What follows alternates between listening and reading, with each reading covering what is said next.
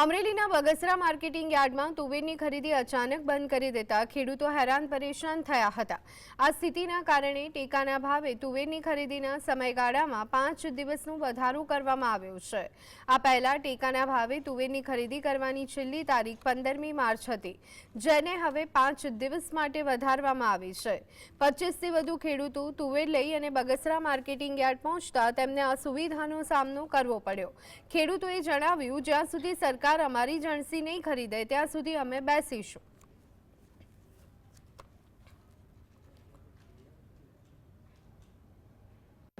યાર્ડમાં બગસરા યાર્ડમાં અત્યારે 20 થી 25 ખેડૂત માલ લઈને આવ્યા છે।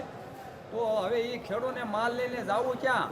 ગઈ 24 તારીખે એ લોકોએ ખરીદી ચાલુ કરી અને 13 તારીખે બંધ કરી દીધી।